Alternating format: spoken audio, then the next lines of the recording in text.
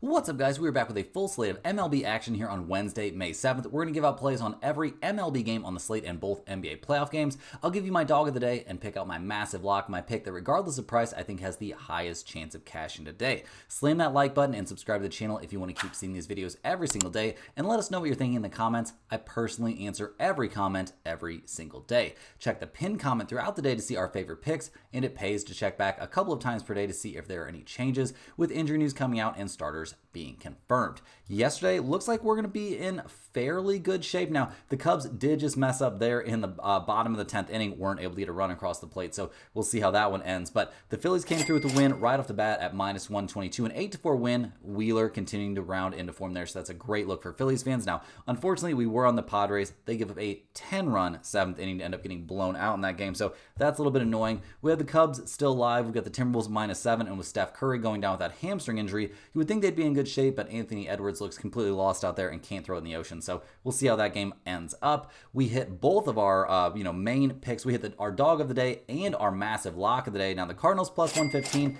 That was a close one, a sweaty one for sure. The Cardinals eventually win that game 2-1. Skeens struggles a little bit. Liberatore lights out.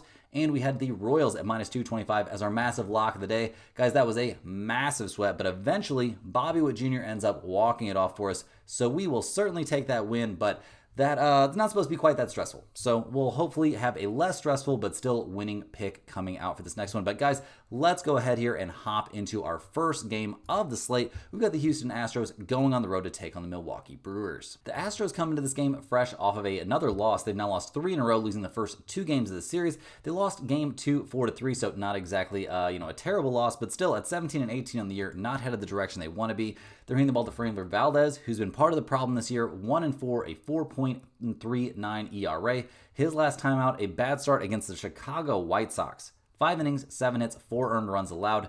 Not a good look. Now, he's been relatively solid this season. I'm not going to talk too much crap. He did that game where he got completely lit up there by the Cardinals, so certainly has not been a starter you can put a ton of faith in, but he's been good generally speaking. The Astros bullpen has been much better than I think anyone or they would have expected. A 2.95 bullpen ERA, certainly nothing to turn your nose up at. Now, in terms of the offense, though, that can be a little bit of that's probably the main culprit if we're being honest. I mean, they're 19th in the majors in runs scored, 23rd in slugging percentage. Nobody off to a particularly hot start. They've scored 3, 1, 4, 8, and 3 runs over their last few games. Just not a team you can trust to get runs across the plate. So we'll see what they can do here against the Brewers as the Astros try to avoid losing 3 in a row. Now, the Brewers have won 3 in a row. They're 19-18 on the year, handing the ball to Quinn Priester, who's 1-0 on the season, a 5.79 ERA, though. Now, a lot of that comes from getting absolutely destroyed his last time out. It wasn't a start. It was actually a bullpen appearance there against the Cubs. 4 1/3 innings, 6 hits, 7 earned runs, and 2 home runs allowed. That's a pretty big yikes for me. Now, he has been decent at different points this year, but right now, his last couple of outings, maybe even his last 3 outings, not looking so good. And that Brewers bullpen, we all know it's struggled this year, a 4.75 bullpen ERA. Pretty freaking mediocre. Now, the offense has done some good things this year. I mean, they're currently 10th in the majors in runs scored, but they scored 4, 5, and 4 runs over their last 3 games. Not lighting the world on fire. Yelich has done some good stuff. Turang's done some good stuff this year, but I think we're going to see this team continue to fade a little bit here offensively. I mean, they're 24th in the majors in slugging percentage. They're 19th in batting average. So not necessarily elite numbers there. Now, looking at the numbers for this game, we see the Brewers are plus 110. The Astros are minus 130. We've got a total of 7.5 out there. Houston, 6-10 on the road, 7-2 to the over-under when playing away from home. Milwaukee, 11-6 at home. They are 10-6-1 to the under at home.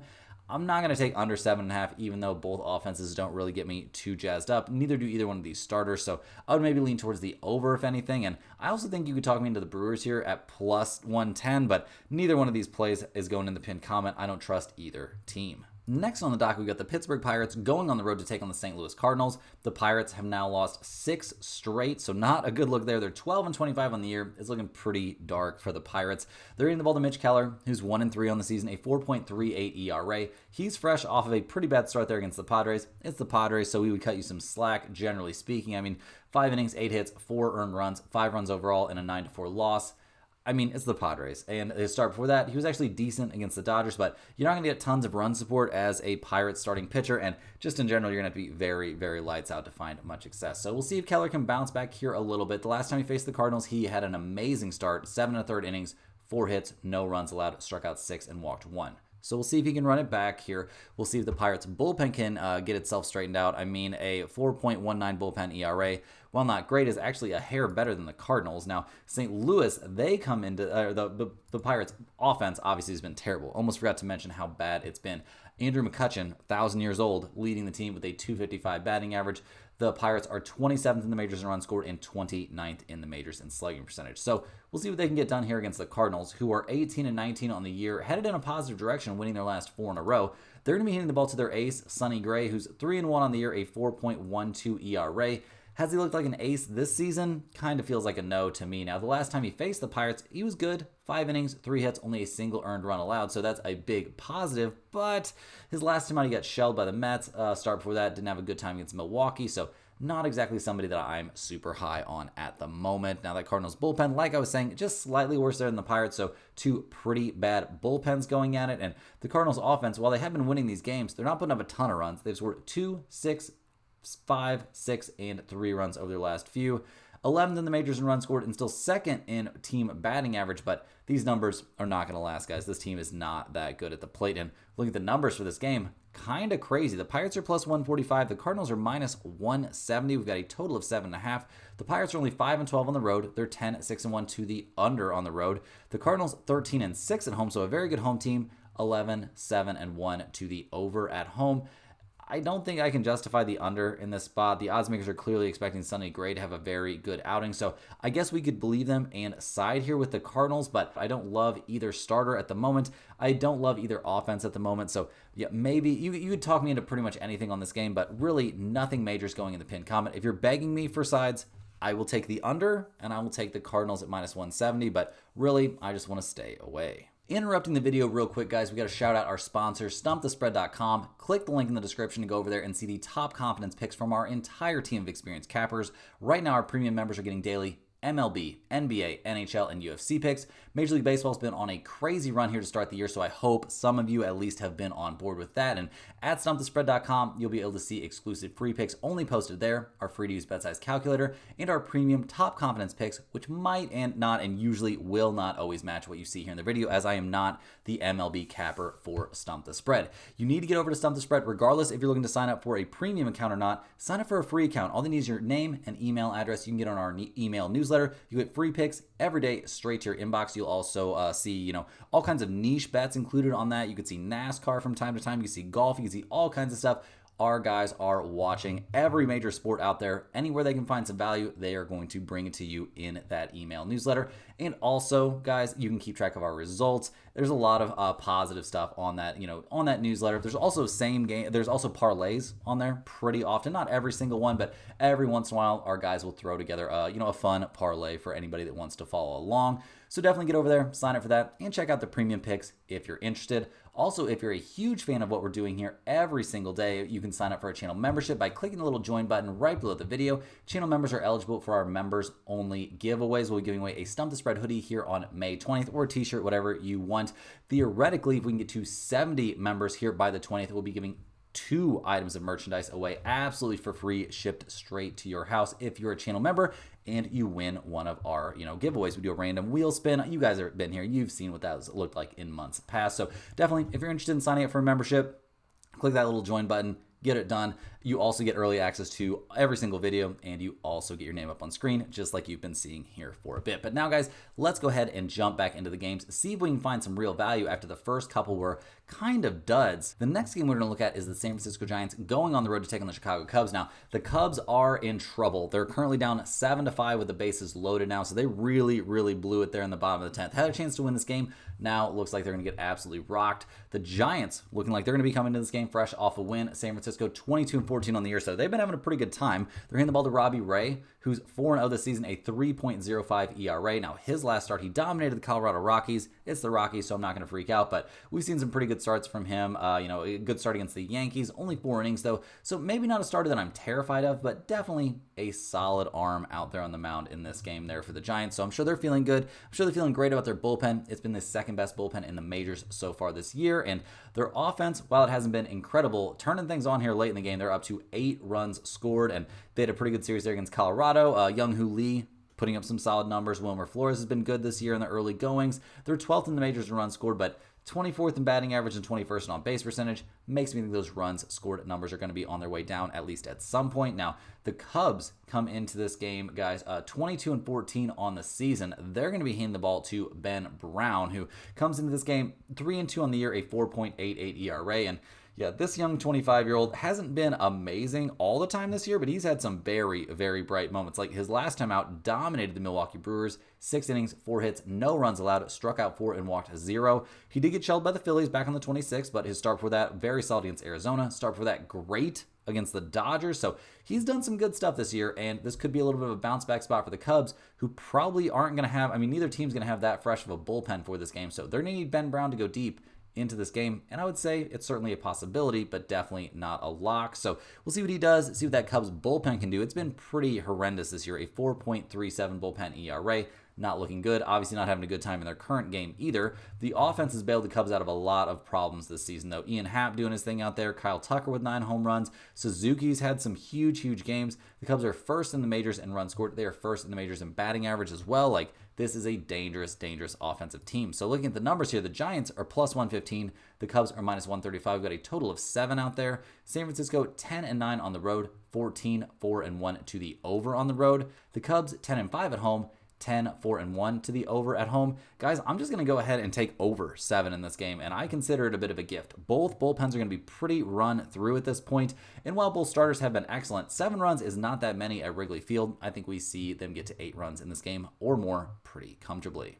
Next up, guys, within the Seattle Mariners, they're going on the road in this one to take on the Sacramento Athletics. Now, the Mariners, they come into this game, they're currently playing right now, actually, very early on. They're in the bottom of the third. Those games out there in Sacramento, out in California, they finish pretty darn late for us. So we'll see what happens now in Seattle, up 2-1 in the bottom of the third. But the Mariners, they've been having a very good start to their year. They're going to be handing the ball to Brian Wu in this game. He's 4-1, a 2.58 ERA, and he's fresh off of dominated the Texas Rangers. 6 1/3 innings, 1 hit allowed, struck out 8, walked 0, and he's been lights out over, honestly, he's been pitching the ball very, very well this season. Now, he has had some struggles against elite teams, for example, the San Francisco Giants, but going up against the Athletics, are they elite? We'll see. He had a very good start against them to open his year back on 3/30. He went 6 innings, gave up 3 hits, only a single run in that game, and it was a 2-1 win there for the Mariners. So we'll see what Wu can do out there. I'm expecting good stuff from him. Also expecting good stuff from that Mariners bullpen. They're up to top 10, top 9 in the majors, a 3.55 bullpen ERA, and the real change for Seattle this year has been their offense has just erupted. They're 8th in the majors in runs scored, 14th in batting average, but 2nd in on-base percentage, getting on base at a 339 clip. These are the kind of offensive numbers the Mariners could only dream about last year. So we'll see what they can get going against the Athletics, who have been way better than expected. 20-16 on the season. They've won 5 out of 6 coming into Game 2 of this series. They won Game 1 7-6 also. They're going to be hitting the ball to Gunnar Hoglund. He's 1-0 this year, a 1.50 ERA. Now, this is only his second start of the year. His first one was against the Marlins back on the 2nd, and he was good. 6 innings, 6 hits, only a single earned run, but going up against the Mariners is going to be a whole different situation. So we'll see what this young guy can do out there. I'm not expecting him to be terrible, don't get me wrong, and while I do kind of expect the Athletics bullpen to be mediocre at best, the pitching situation for Sacramento, I guess, if that's how you want to look at it, hasn't looked terrible. The offense has been scary, not scary good, but, much better than you would think, and in for some probably improvement. When you're 6th in the majors in batting average and 7th in slugging percentage, you should probably be better than 17th in the majors in runs scored. So, looking at the numbers for this game, the Mariners are pretty big favorites at minus 155. The Athletics are plus 130. We got a total of 9 in this game. Seattle 8-8 on the road, 11-5 to the over on the road. Sacramento 7-9 at home, 10-6 to the over at home. Do I really want to go with over 9 in this game? That seems pretty crazy. I don't think I'll be doing that. Now, in terms of a side, I'll lean just slightly towards the Mariners here, perhaps, but no major lean here because, just how good the Athletics have been this year, and Gunnar Hoglund kind of still a little bit of an unknown, how good he's going to be or not this season. So yeah, give me the Mariners, but no major lean here. Next on the docket, we're looking at the New York Mets going on the road to take on the Arizona Diamondbacks. The Mets come into this game 23-13 on the year. They're currently playing in, game 2 of this series. They're down 2-1, but it's only the middle of the 5th inning. Now, the Mets did win game 1 of the series 5-4. They're going to be handing the ball in this game to Kodai Senga. He's 3-2 this year, a 1.38 ERA. And to be honest, guys, he's been excellent this year. Hasn't gotten the best run support necessarily, but he's been pretty lights out. Over his last 5 starts, he's given up a grand total of 3 earned runs. We see the Mets are only 3-2 over that that stretch, but really he's been so good. The last time out was against Arizona, ironically enough. He went 4 innings, gave up 5 hits, only a single earned run. Now, that was a 4-2 loss there for the Mets. So we'll see what he can do, theoretically a longer outing there against the Diamondbacks this time. When he does come out of the game, though, that Mets bullpen has been very solid. Top 6 in the majors, a 3.18 bullpen ERA. Nothing wrong with that. Now, the offense, I'm not going to say there's anything wrong with it, but it has been falling off just slightly recently. Now, Pete Alonso continued to absolutely mash. Lindor starting to awaken a little bit. They're 9th in the majors in runs scored, 10th in batting average, but they're top 5 in on-base percentage, so I'm not looking for this offense to necessarily nosedive anytime soon. Now, they are going up against the Diamondbacks, not an easy out, but Arizona's only 18-17 on the year right now. They're going to be hitting the ball to Merrill Kelly in this game. He's 3-1, a 4.06 ERA. His last 5 starts have been excellent also, so got to give him credit where credit is due. He hasn't given up more than 2 earned runs over any of those starts. He hasn't been as dominant as Senga has been, but he's been very good, and he's faced some tough teams over that stretch like the Phillies and the Cubs. The Diamondbacks are 3-2 over those 5 starts, so take from that what you will. The bullpen for Arizona is certainly a problem once again this season, though. A 4.55 bullpen ERA, that's not going to get the job done, no matter how good this offense has been, and they've been good. 4th in the majors in runs scored, 4th in slugging percentage. This is a scary team at the plate. So looking at the numbers here, the Mets are -130, the Diamondbacks are +110. We've got a total of 9 out there. The Mets are 10-10 on the road, 10-9-1 to the under on the road. Arizona 8-9 at home, 7-7-3 to the over-under when playing at home. Guys, I'm going to be leaning here just slightly towards the Mets with Senga on the mound and a much better bullpen. The offense is going to figure things out eventually. Could they figure it out against Merrill Kelly? I'd say that's a possibility at least, and once the bullpens get involved, the edge shifts towards the Mets here drastically. Next up, we're looking at the LA Dodgers going on the road to take on the Miami Marlins. The Dodgers actually lost 5-4 in 10 innings there in game 2 of this series. So pretty embarrassing there. I mean, they're 24-12 on the year, so they're probably not too bothered. Hitting the ball in this one to Landon Knack, who's 1-0 with a 7.27 ERA. Thanks to getting shelled there in a very short 2 1/3 inning start there against the Washington Nationals. Now, the last time he was okay against the Rockies, but definitely not great. So not a guy that I have a ton of faith in. Also, the Dodgers bullpen losing a little bit of steam, guys. They're somewhere around 10th, 12th in the majors, a 3.61 bullpen ERA. And while the offense is supposed to be there to bail him out, Hernandez going down there with that groin issue, he's going to be out for a while. So this team's going to have to figure out a way to replace that kind of production. And while they should theoretically be able to do that, I guess it's not going to be a walk in the park. So we'll see what they can do here against the Marlins, who come into this game probably riding high off that crazy win. They're 14-21 on the year, handing the ball to Valente Balazzo. He's 0-2 this season, a 4.97 ERA. He got shelled by the Athletics his last time out, but other than that has been good in his 2 other starts. A solid start there against the Mets, a very good start there against the Pirates, although, a good start against the Pirates, what is that really worth? So we'll see what he can do. The bullpen for Miami has not been great. A 4.48 bullpen ERA is not ideal. The offense has done some positive stuff, though. Stowers batting over 300. Matt Mervis with 7 home runs and 14 RBIs. This team 15th in the majors in runs scored, but 11th in batting average, so not a disaster offensive team. So looking at the numbers, the Dodgers are -225. The Marlins are +185. We've got a total of 9.5. The Dodgers are 7-8 on the road, 8-7 to the over on the road.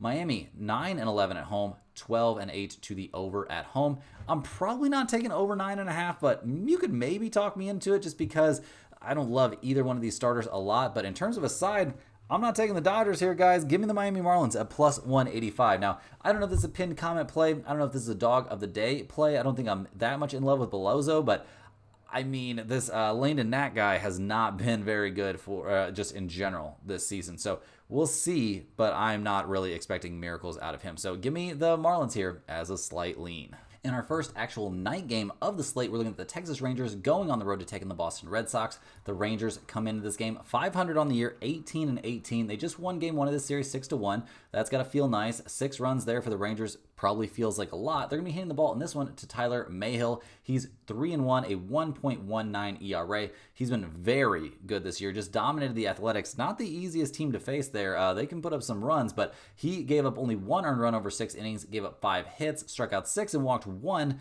And eventually we saw the Rangers lose that game 3-0. So pretty brutal stuff. He hasn't given up more than 2 earned runs in any of his last 5 starts and has given up a grand total of 4 earned runs over those starts. So it's got to feel a little bit brutal to not have an even better record than he has, but he's been lights out. That Rangers bullpen has also been respectable-ish, like pretty much average, to be honest. A 3.86 bullpen ERA is not too much above MLB average. Now, the offense has been a big problem, but they've scored 14 runs combined over their last 2 games, so maybe that's all fixed now with Boone coming in there as their pitching coach. We'll see. They're still 29th in the majors in runs scored, so lots of work to be done there here as they go on the road to take on the Red Sox, who have now dropped 3 in a row and 5 of 6. They're going to be hitting the ball to Tanner Houck, who has not had a good year, 0-2, a 6.38 ERA. Now, this guy has been tough to figure out. His last time out, very good against Toronto. 7 innings, 4 hits, only a single earned run allowed. But start with that, got shelled by Cleveland. He had an 11 earned run outing there against Tampa Bay.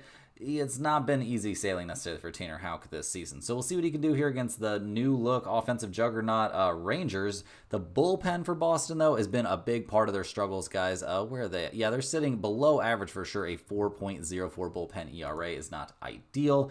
And the offense, which is supposed to bail them out of all these problems, has been a little bit MIA. They've scored 1, 4, 3, 6, and 2 runs over their last few games. Not the offensive juggernaut that we were promised out of the Red Sox. So looking at the numbers here, the Rangers are plus 100. The Red Sox are minus 120. We've got totals out there of 9 or 9.5. The Rangers only 5-10 on the road, 8-7 to the under on the road. Boston 9-8 at home, 8-7-2 to the under at home. First up, I think under 9.5, extremely live in this game. Given these 2 starters, given these 2 bullpens, given the entire situation, I don't think we're going to see double-digit runs scored in this game, but I also think the Rangers at plus 100 is a very reasonable spot here with Mayhill on the mound. He's been very, very good, and I know their bullpen isn't anything to write home about, and neither is their offense, but it seems like the offense is turning a corner here, and I don't think Houck or the Red Sox bullpen is going to slow them down. So definitely give me the Rangers here, and you could talk me into the under as well. Rolling through these games, guys, we're looking at the Philadelphia Phillies going on the road to take on the Tampa Bay Rays. The Phillies come into this game 20-15 on the year. They won game 1 of this series. If you cash that Phillies bet with us, guys, slam that thumbs up button. A nice 8-4 win there with Schwarber going deep, looking really good out there, and Zach Wheeler putting up 7 very solid innings. So we'll definitely take that one. Now the Phillies are going to be handing the ball to Christopher Sanchez in this game. 3-1, a 3.45 ERA. He's having another very good year. Hasn't given up more than 2 earned runs over any of his last 4 starts, and is pretty much doing what you would expect him to do and always putting his team in a position to win. The Phillies bullpen, on the other hand, is not doing that. 5th worst in the majors, a 4.78 bullpen ERA is going to be a problem that has to be addressed by this team at some point if they want to be taken seriously in the postseason. Trey Turner hitting the ball well. The offense in general looking good. Schwarber up to 12 home runs and 28 RBIs. All good right now on that front for the Phillies here as they take on the Rays, who are trying to stage a little bit of a turnaround here. They're 16-19 on the year. They just won 2 out of 3 against the Yankees. They're going to be handing the ball to Shane Baz, who's been excellent. This young 25-year-old doing some good things out there. 3-1, a 3.86 ERA, mostly due to getting shelled there by the Kansas City Royals his last time out. Now, I'm expecting something of a bounce back. Obviously, he's been so good this year. I don't think he's just going to fall off a cliff. But we'll see. He's a young guy. Weirder things have happened. The bullpen for Tampa Bay has been very solid. A 3.23 bullpen ERA. Nothing at all wrong with that. The offense has been looking a little bit better recently, but I mean, they scored 4, 7, 3, 0, and 2 runs over the last few games. So not an amazing offense. 21st in the majors in runs scored and 21st in slugging percentage. You're going to need to be a little bit better than that. So looking at the numbers here, the Phillies are minus 130. The Rays are plus 110. We've got a total of 8.5. The Phillies are 6-9 on the road, 10-5 to the under on the road. The Rays, they are 9-13 at home, 11-9-2 to the under at home. I'll definitely take the Phillies here at minus 130. Now, I'm not sure if it's going to go in the pin comment. I'm a little bit scared of Baz, but I like what we're seeing from Christopher Sanchez. The Phillies bullpen isn't scaring me quite as much here recently, so go ahead and give me a look there at the Phillies at minus 130. Next on the docket, we're looking at the San Diego Padres going on the road to take on the New York Yankees. Now, game 1 at Yankee Stadium went fine. They won 4-3, but game 2 they got shelled, losing that one 12-3. A grand slam there, and yeah, just not a lot of good news there for the Padres. They're hitting the ball to Dylan Cease in this one. He's 1-2 this season, a 5.61 ERA. Kind of looking to settle in now. His last start, I guess he was a little bit better, but it was against the Pirates, so not exactly an alert the press situation. And he hasn't been going very deep into games, which is fine because the Padres bullpen's been so good, but they've been taking a bit of a hit here recently, up almost a full run to a 2.34 bullpen ERA, which is still very good, but worth mentioning that they've been a little bit less good recently. And the offense, not killing it really either. I mean, they've scored 3, 4, 4, 2, 9, and 5 runs over their last few games. Now, they're 18th in the majors in runs scored, 14th in the majors in slugging percentage, so we'll see what goes on here with the Padres, but they're taking on the Yankees, who needed to bounce back a little bit. That 12-run outburst certainly helpful. They're probably feeling great here, handing the ball to Max Fried, who is 6-0 to start the year, a 1.01 ERA. He's been the best pitcher in Major League Baseball this season. He's coming off of a start there against the Tampa Bay Rays, where he gave up only a single hit over 7 innings, struck out 6 and walked 2, and a 3-0 win there for the Yankees. He has given up no runs at all over his last 3 starts, and actually in 4 out of his last 5 starts. And the Yankees are 5-0 in those starts, and the Yankees have won every time he started the game this season. So a lot of positives there for Max Fried. Now, the Yankees bullpen has also been very good, a 3.25 bullpen ERA, no problem there. Offensively, they may be a little bit banged up, but Aaron Judge can make up for a lot of that, batting .412 with 12 home runs and 34 RBIs. The Yankees are the second highest scoring team in the majors, the top on-base percentage team, and the top slugging percentage team as well. So looking at the numbers here, guys, the Padres are plus 150. The Yankees are minus 180. We've got a total of 8. The Padres are 9-7 on the road, 9-7 to the under on the road. The Yankees are 11-8 at home, 10-9 to the under at home.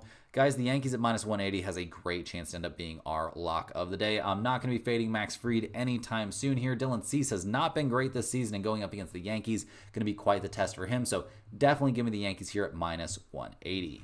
Next up, guys, we're looking at the Cincinnati Reds going on the road to take on the Atlanta Braves. The Reds come into this game 18-19 last season, but losers of 4 in a row. They lost the first 2 games of this series, and while they were low-scoring, relatively close games, not great results there for the Reds. They're going to be hitting the ball to Hunter Green in this one. He's 4-2 on the season, a 2.53 ERA, and he's been pretty solid. Now, he did have a bad start against Baltimore, but generally he's been pretty good. I mean, his last time out, 6 innings, 2 hits, 1 earned run, struck out 12 and walked 2 there against the Washington Nationals in a 6-1 win there for the Reds. Also, the Reds are 4-1 over his last 5 starts. So he's been pretty good. The Reds bullpen, definitely serviceable. A 3.60 bullpen ERA has him right around 10th in the majors. Now, the offense has been pretty bad recently, guys. 1-0 and 1 run over their last few.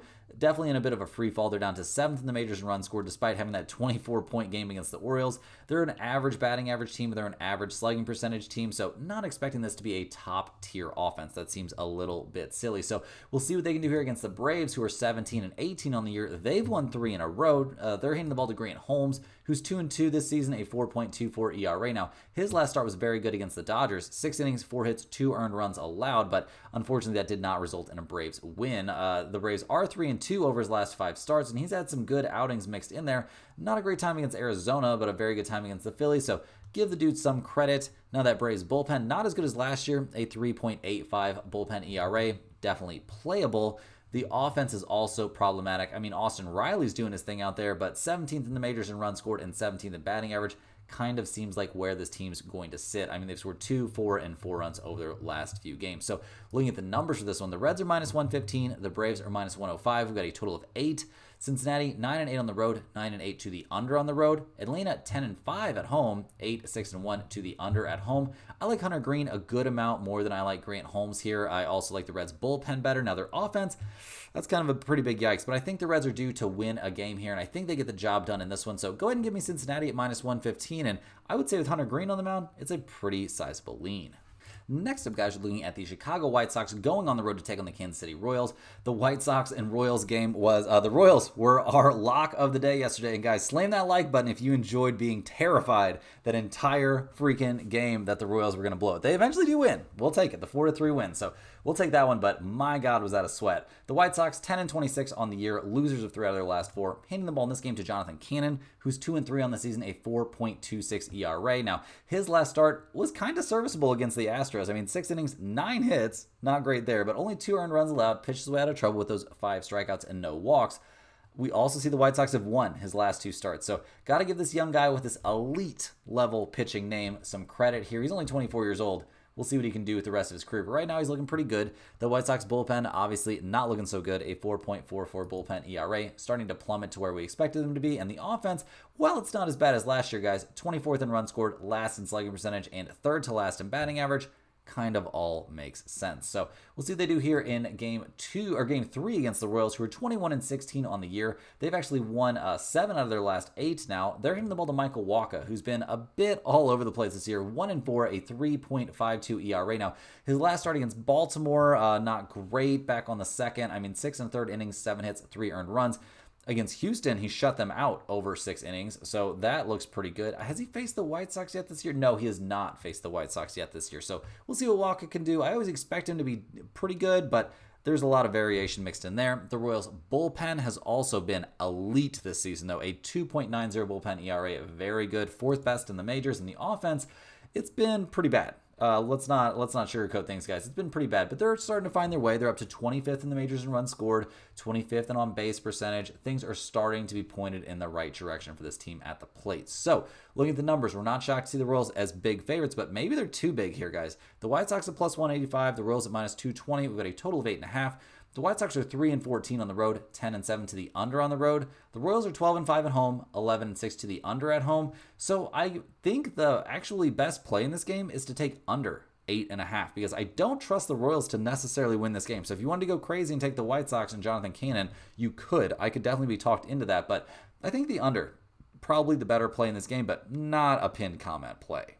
Rounding into the home stretch here, guys, we've got the Detroit Tigers going on the road to take on the Colorado Rockies. The Tigers come into this game fresh off of, having a game postponed here, obviously. Game 1 got postponed. They won 3 out of 4 against the Angels. They're 22-13 on the year. Handing the ball in this one to young Jackson Jobe, who's 2-0 this year, 3.38 ERA, and for a 22-year-old starting games in the major leagues, he's done very well for himself. Now, his last time out, 4 innings, 4 hits, 3 earned runs against the Astros. That's not great, but the Tigers are 5-0 over his last 5 starts, so that's about as positive as it gets. We'll see what he can do here against the Rockies. I'm expecting him to be very good. The bullpen for Detroit has also been elite, a 2.57 bullpen ERA. The offense, coming off a game where they scored 13 runs, is cruising, guys. They're 5th in the majors in runs scored, 8th in on-base percentage, top 5 in slugging percentage. The Tigers' offense, pretty scary this year, not gonna lie. So we'll see what they do against the Rockies, who have obviously been the worst team in baseball, 6-28 on the year, handing the ball to Chase Dollander, who's 2-3 this season, a 6.48 ERA. Now, he's a young guy as well, only 23 years old, and had a great start against Atlanta his last time out. Maybe he's figuring things out, but I'm also expecting him to be pretty inconsistent this year. So we'll see what he does against an elite offensive team in the Tigers. The bullpen situation for the Rockies, not nearly as bad as last year. A 3.88 bullpen ERA is borderline respectable. Will that last all season? We'll have to wait and see. Now, the offense has been their bugaboo this year. They're last in runs scored, last in batting average, second to last in on-base percentage. They've scored 3, 0, and 4 runs over their last few games. That's pretty bad. That's pretty bad, guys. So looking at the numbers here, the Rockies are plus 145 at home. The Tigers are minus 175. A total of 9.5. Detroit 9-10 on the road, 12-7 to the over on the road. Colorado 11-4 at home, 9-5-1 to the under at home. I'm going to lean a bit towards the under in this game, at least in theory. It's not my favorite play, though. I think we've just got to go ahead and back the Tigers. I like Jobe out on the mound a good amount. I like that Detroit offense to get some runs off of Dollander or whoever else the Rockies end up putting out there, and I think we see Detroit come away with a pretty comfy win in this one. In our last MLB game, before we hop over and look at those NBA games for the night, we've got the Toronto Blue Jays going on the road to take on the Los Angeles Angels. Now, the Blue Jays and Angels are actually playing right now in the top of the 7th, with everything tied up at 2 apiece. So we'll see how that game ends. Toronto 16-18 on the year, not having a great time down the stretch. They're handing the ball to Jose Barrios, who's been all over the place. He's 1-1 this season, a 3.98 ERA. He looked good, but not dominant against Boston his last time out. It was a 4-2 win there for Toronto, and Toronto was 4-1 over his last 5 starts, but he went 6 2/3 innings, gave up 7 hits and 2 earned runs. 8 strikeouts and 1 walk, though, looks pretty good. We'll see what he does in this one against the Angels. Now, the bullpen for Toronto this season has actually been, there's kind of nondescript. A 3.91 bullpen ERA is slightly worse than average, but I'm not going to say it's a disaster yet. The offense, on the other hand, has been pretty close to a disaster. They're 26th in the majors in runs scored, 20th in batting average. Nobody off to an insane start. I mean, Vladimir Guerrero Jr., supposed to be worth $1 gajillion, is not looking like a $1 gajillion player here in the early goings. So we'll see if he can get it going here against the Angels, who are 13-20 on the year, kind of in a nosedive. They're hitting the ball to Yusei Kikuchi, who's 0-4 on the season, a 4.21 ERA. Not as good as the Angels hoped he would be. He's coming off a decent start against the Tigers, so give him some credit for that, but he's been a bit all over the place, and the Angels are just terrible, guys. They're only 1-4 over his last 5 starts, and he has not been that bad over those last 5 starts. So we'll see what he can do. That Angels bullpen, obviously atrocious, second worst in the majors, a 7.02 bullpen ERA, and the offense has fallen apart completely. Mike Trout being out's made it even worse. They're 27th in majors in runs scored and 29th in batting average. So not expecting anything good from the Angels, generally speaking. I mean, looking at the numbers for this game, the Blue Jays are -120, the Angels are +100. We've got a total of 8.5. Toronto's 5-10 on the road, 11-3-1 to the under on the road. The Angels 6-7 at home, 6-1 to the over/under at home. I think the under 8.5 is super live in this game, but in terms of a side, I'm going to take the Toronto Blue Jays, guys, at -120. Kikuchi has let us down a few times this year. Barrios seems like he might be figuring things out, but am I going to put this game in the pinned comment? Absolutely not. Now, guys, hopping over to the NBA slate. First up, we've got the New York Knicks going on the road to take on the Boston Celtics in Game 2 of their series, with the Knicks up 1-0 after that insane Game 1, where we see the Knicks come back in overtime and win that game. Just crazy stuff. Brunson putting up 29 points. Mikal Bridges making a very clutch defensive play. And I can't decide if this is more a case of the Knicks making this huge, cool comeback and we should give credit to the Knicks, or if we should just be blaming the Celtics for this epic collapse. I mean, you can't get outscored 25-16 there in the fourth quarter after getting outscored 30-23 in the third quarter. Like, if you're going to shoot only threes, you got to be a little bit better than 15 of 60 from long range. Now, I'm sure they think they'll just shoot the ball better later, in the future games and blow out the Knicks a bunch of times, but we'll see what happens. Tatum looked terrible. 7 of 23 from the field, 4 of 15 from long range. 16 rebounds is cool, 23 points is whatever, but yeah, I'm not super high on what I'm seeing from the Boston Celtics right now. The Knicks, on the other hand, a great game from OG Anunoby. Obviously, Brunson was amazing when he needed to be, but it was only 9 of 23 from the field, so that's something to keep an eye on. Cat got into foul trouble. Maybe he can avoid that in this one, and obviously very little bench production coming there from the Knicks. So looking at injury reports for these two teams, obviously that's pretty important to keep up to date on that one. The Celtics are looking pretty banged up. The Knicks are ready to go, but the Celtics, Porzingis and Hauser both there on the injury report. Now, Porzingis dealing with that illness or whatever, he's probable. I expect him to play. He's got to play a lot better, though. Hauser listed as doubtful with that ankle issue. I don't think that really moves the needle too much for me in this one. So looking at the numbers, the Celtics are 10.5-point favorites. We've got a total of 211 out there. The Knicks 23-22 against spread on the road, 45-42-2 to the over. Boston 20-25 against spread at home, 18-14 against spread after a loss. That's an NBA best record against spread after a loss, and we've been riding that one hard all year long. They're also a significant under team. Guys, I'm going to be running it back, playing that trend. That's a big trend. We got to roll with it. I'm taking the Celtics here at -10.5. I think they knock down their threes and blow out the Knicks here in Game 2.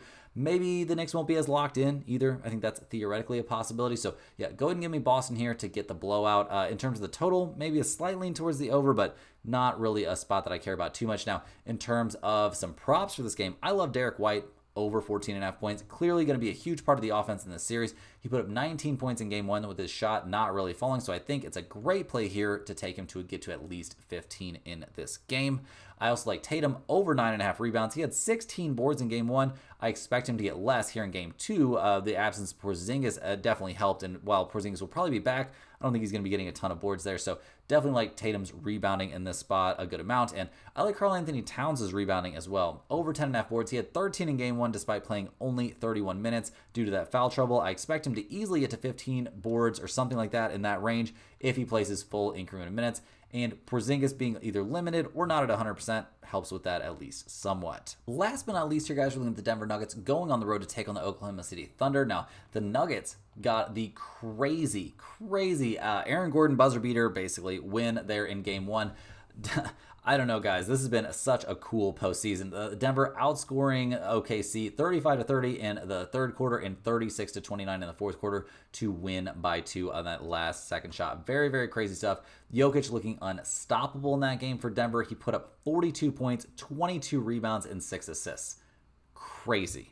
Absolutely crazy, which not a crazy shock, to be honest, because when you look at who, the Thunder can defend him with, that's not really going to be too tough for Jokic to score on. So loved what we saw from the Thunder in general in this, from the Nuggets in general in this game. Loved what we saw from the Thunder at different points. They got a very good game out of SGA, but other than that, it didn't look like he had too much help out there, except for Caruso, who had like a transcendent shooting night, something you can't necessarily count on all the time. And Jalen Williams going 38 minutes, 5 of 20 from the field for 16 points. Kind of par for the course on what we've seen from him in real playoff action. So we'll see what we get from the Thunder in this one. Looking at the injury reports for both teams. The Nuggets, they're looking healthy, good to go. The Thunder as well, good to go. The Thunder are 11-point favorites at home here in Game 2. We got a total of 229.5. Denver, a 500 against spread team on the road. They're a big over team. The Thunder, 29-13-2 against spread at home. That's an NBA best against the spread mark over the course of this season. They're also a significant over team, so you can talk me into over 229.5 in this game if you want, but I'm taking the Nuggets, getting 11 points. It's crazy to me they're getting double-digit points. Clearly, Jokic and all the size that Denver puts out there is a huge problem for the Thunder, and just the maturity level of the Nuggets. Like, they've been there, done that. I think Denver definitely good to keep this game very, very close, and that's a play that could end up in the pinned comment once again. Denver plus 9.5 in Game 1 was also in the pinned comment, and they win that game straight up. So keep that in mind. Definitely Denver with a chance to end up in the pinned comment. And some player props I like for this one. I like Westbrook over 12.5 points. 18 points, only 1 of 5 from 3 in Game 1. He got 30 minutes. That guy is not slowing down. Clearly their only real usable piece off the bench, so I expect him to keep getting minutes and keep being productive. I also like Jokic here, over 12.5 boards. Feels like the Thunder really have no answer for him at all right now, and while this is a play I'll be more interested in Game 3 potentially, I certainly think it has some value here in Game 2. I think the Nuggets are an experienced enough team to know you don't let any game just get away from you in the playoffs when you got a chance to get a win. And last but not least, I'll take Jamal Murray here under 2.5 made threes. Only 2 of 7 in Game 1. The defensive intensity is only going to get worse from Oklahoma City in Game 2. Murray was getting some decent looks in Game 1. I don't think we see as much from him here in Game 2, and he didn't even get over this number in Game 1. So I think the under here on Murray, certainly very, very live. That's all the games we have in this one, guys. Hit that like button for good luck on all of your bets and subscribe to the channel if you're new. Get over to stumpthespread.com by clicking the link down in the description. Give them your name and email address to get on that free email list, and that is all you need to do. You'll be in great, great shape to get some good information straight to your inbox every single day. I appreciate you guys watching. Click the link in the description to check out stumpthespread.com. We'll also, if you have any comments, get down there in the comments. Ask me anything you want. I'll get back to you for sure. And we will see you guys back here tomorrow, same time, same place, for more sports betting action.